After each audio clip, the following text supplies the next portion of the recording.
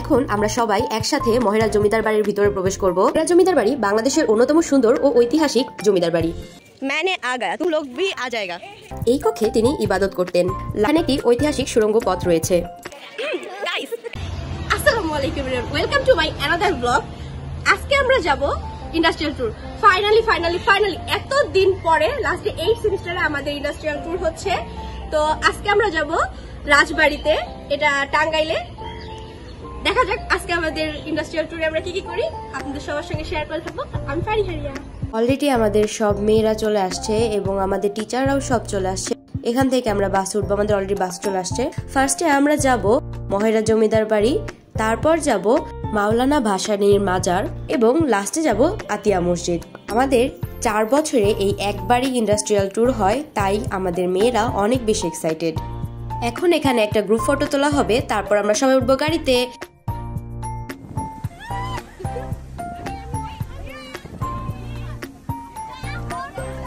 মেয়েরা সবাই বাসে ওঠার পর অনেক বেশি এক্সাইটেড ছিল। এগুলো ছিল আমাদের সকালবেলার নাস্তা।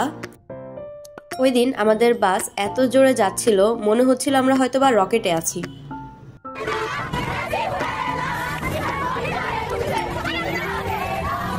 যাবার সময় আমাদের গাড়ির ভিতরের অবস্থাটা ঠিক এরকম ছিল। আমাদের বাসে তিনটা টিচার আছে।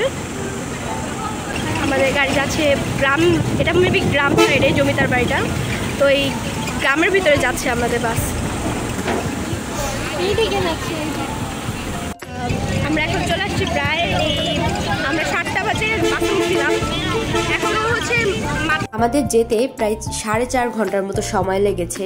মেয়েরা ফার্স্টের দিকে অনেক বেশি নাচানাচি করলেও এখন সবাই অনেক বেশি টায়ার্ড হয়ে গেছে, ওরা ভাবতেও পারেনি এত সময় লাগতে পারে।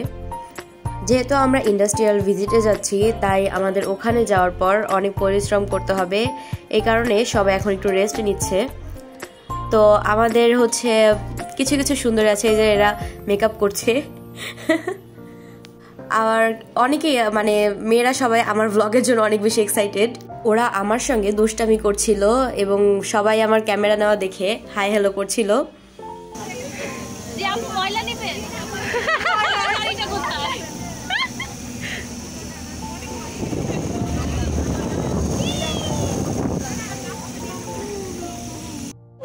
পোলাপাইন সব রেডি নামার জন্য। মেয়েরা সবাই এক এক করে গাড়ি থেকে নামতেছে।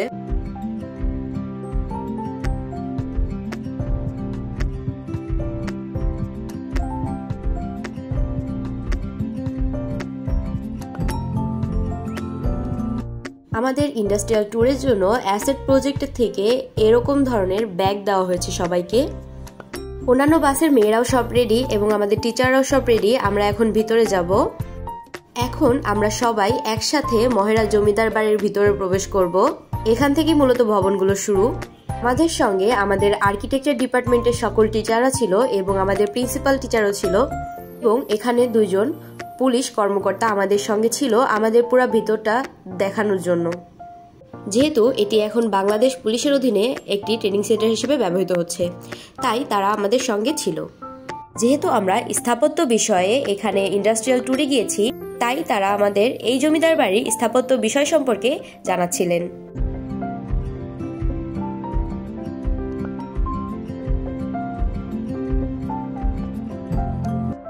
মহেরাজ জমিদার বাড়ি বাংলাদেশের অন্যতম সুন্দর ও ঐতিহাসিক জমিদার বাড়ি, যা টাঙ্গাইল জেলার মির্জাপুর উপজেলায় অবস্থিত। মহেরাজ জমিদার বাড়ির সূচনা হয়েছিল ব্রিটিশ আমলে, যা প্রতিষ্ঠা করেন বণিক সম্প্রদায়ের কয়েকজন ধনী জমিদার। এই জমিদার বাড়িটি প্রায় 8 একর জমির উপর নির্মিত। এখানে মোট 4টি প্রধান ভবন রয়েছে: Chandranath lodge, Ananda lodge, Vishnu lodge, Kalicharan lodge. এছাড়াও রয়েছে বিশাল পুকুর, দৃষ্টিনন্দন বাগান, প্রবেশদ্বার ও অলঙ্কৃত বারান্দা, মুক্তিযুদ্ধ স্মৃতিস্তম্ভ। 1971 সালে মুক্তিযুদ্ধের সময় এই জমিদার বাড়িটি দখল করে পাকিস্তানি সেনারা। তারা বাড়িটিকে সেনা ক্যাম্প হিসেবে ব্যবহার করেছিল এবং স্থানীয়দের উপর নির্যাতন করে। পরে মুক্তিযোদ্ধারা এলাকাটি পুনরুদ্ধার করে।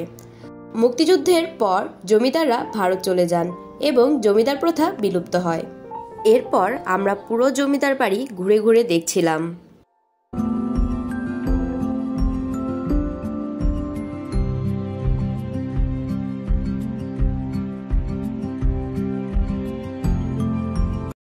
জমিদার বাড়ির উপরে যাওয়ার জন্য দুই সাইডে দুইটা সিঁড়ি ছিল।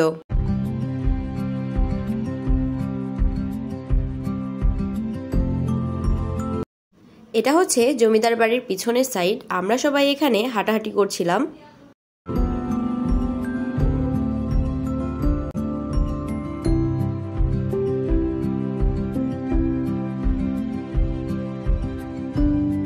এই জমিদার বাড়িতে একটি চিড়িয়াখানার মতো রয়েছে, অনেক ধরনের পাখি, ময়ূর রয়েছে, এছাড়াও হরিণ রয়েছে।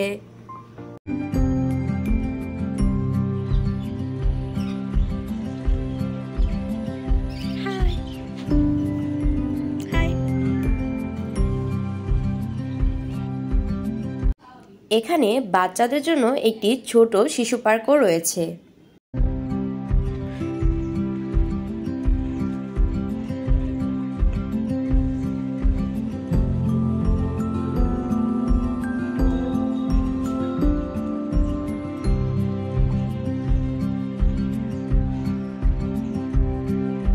এখন আমরা মহারাজ জমিদার বাড়ি থেকে বের হয়ে যাব এবং মাওলানা ভাসানী বিজ্ঞান ও প্রযুক্তি বিশ্ববিদ্যালয়ে যাব।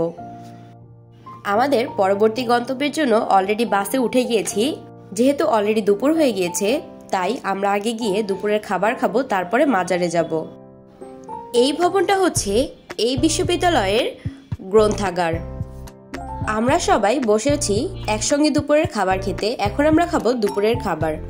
এটা হচ্ছে আমাদের দুপুরের খাবার। দুপুরের খাওয়া শেষ করে আমরা ভার্সিটিতে দেখতে দেখতে চলে যাব আমাদের গন্তব্যে।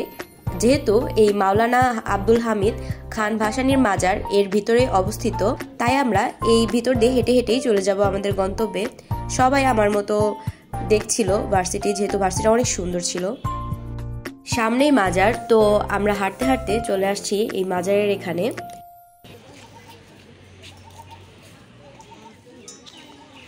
इधर से मैं कैसे जाऊँ?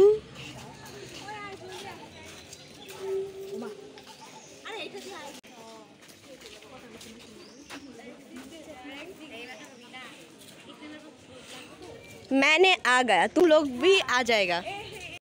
মাওলানা আব্দুল হামিদ খান ভাসানী ছিলেন বাংলাদেশের জনপ্রিয় একজন রাজনীতিবিদ, কৃষক নেতা ও মুক্তিকামী সংগ্রামী। তিনি মজলুম জননেতা নামে সর্বাধিক পরিচিত। 1976 সালে মৃত্যুর পর তাকে টাঙ্গাইলের সন্তোষে সমাহিত করা হয়। তার মাজারটি একটি শান্ত, মনোরম ও ঐতিহাসিক পরিবেশে অবস্থিত। মাজারের স্থাপত্যে ইসলামী শৈলী বিদ্যমান। সাদা রঙের গম্বুজ, দোচালা ছাদ ও মার্বেল পাথরের মেঝে। মাজারের প্রাঙ্গণে প্রবেশ করলে দেখা যায় ফুলে সাজানো সমাধি এবং পাশে একটি মুক্ত মঞ্চ, যেখানে প্রতি বছর তার স্মরণে সভা ও দোয়া অনুষ্ঠান অনুষ্ঠিত হয়। মাজারের পাশেই স্থাপন করা হয়েছে মাওলানা ভাসানী স্মৃতি জাদুঘর। 1997 সালে সম্বোধন করা হয়। এখানে সংরক্ষিত রয়েছে তার ব্যবহৃত বিভিন্ন জিনিসপত্র, যেমন এই কক্ষে তিনি ইবাদত করতেন। লাঠি, চশমা, পোশাক, বই, টুপি, তার লেখা চিঠি, দলিল, সংবাদপত্রের কাটিং, বিভিন্ন সভা ও আন্দোলনের আলোকচিত্র। জাদুঘরে একটি তথ্যকেন্দ্র ও প্রদর্শনী কক্ষ রয়েছে, যেখানে দর্শনার্থীরা তার রাজনৈতিক জীবন ও সংগ্রামের ইতিহাস জানতে পারে। মাজার ভবনটি ইসলামিক স্থাপত্যে নির্মিত। একটি গম্বুজ ও চারপাশে ছোট মিনার সহ জাদুঘর ভবনটি আধুনিক স্টাইলে তৈরি, যেখানে ভেতরে ছবি, বই ও ঐতিহাসিক দলিল সুশৃঙ্খলভাবে প্রদর্শন করা হয়েছে। তিনি যেরকম কক্ষে থাকতেন, এটি তার আদলে তৈরি। এটি 7 হাত বাই 12 হাতের একটি কক্ষ। তিনি এরকমই একটা কক্ষ ব্যবহার করতেন তার থাকার জন্য, তাই তার আদলে এই কক্ষটি তৈরি করা হয়েছে। এটি ছিল একটি কুঁড়ে ঘর। আমরা এখন মাজার থেকে বের হয়েছি। সামনে আমাদের প্রিন্সিপাল এবং তার সঙ্গে এখানের অথরিটি, যারা আমাদের পুরো মাজার সম্পর্কে বিস্তারিত বলেছিলেন। আজকে আমাদের এখানে ঘোরাঘুরি শেষ। এরপর আমরা যাব আতিয়া মসজিদ। সেই উদ্দেশ্যে আমরা বিশ্ববিদ্যালয় থেকে বের হচ্ছি।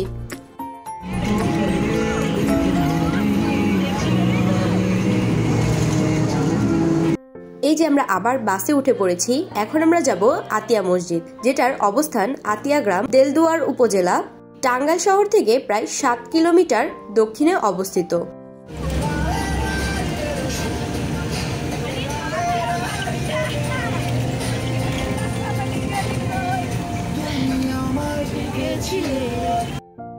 এরই মাঝে আমরা আতিয়া মসজিদে চলে আসছি।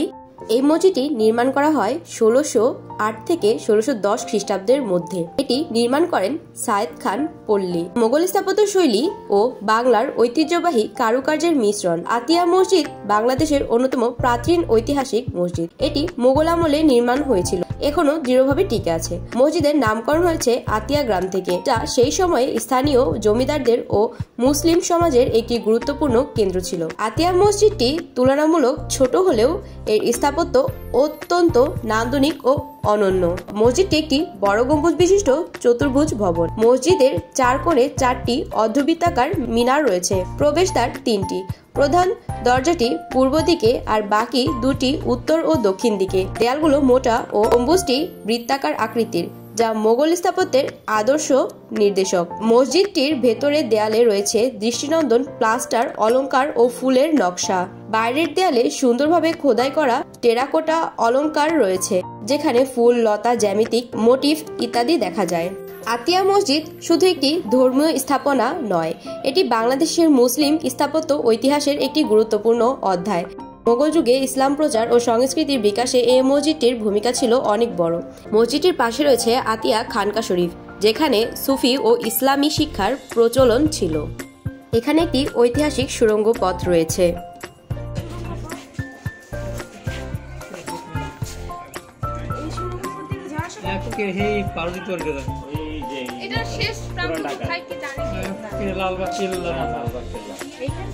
এই মসজিদের টেরাকোটাগুলো সামনে থেকে দেখতে অনেক বেশি সুন্দর, চোখ ধাঁধালো। মসজিদের টেরাকোটার কাজগুলো ছিল অসম্ভব সুন্দর, ফোনে হয়তোবা সেরকম বোঝা যাচ্ছে না। মসজিদের প্রবেশদ্বারে এরকম ছোট একটি ইতিহাস দেওয়া আছে। আজকের মতো আমাদের ঘোরাঘুরি এখানেই শেষ। এখন দেখাবো আমরা এর পরে কি কি করেছি। End of flashback. গাইস, এই যে আমাদের এখানে কিছু আছে, এরা হচ্ছে রোহিঙ্গা প্রতিবন্ধীর মতো আছে এরা। আমরা সবাই ওদিকে ছবি তুলতেছি।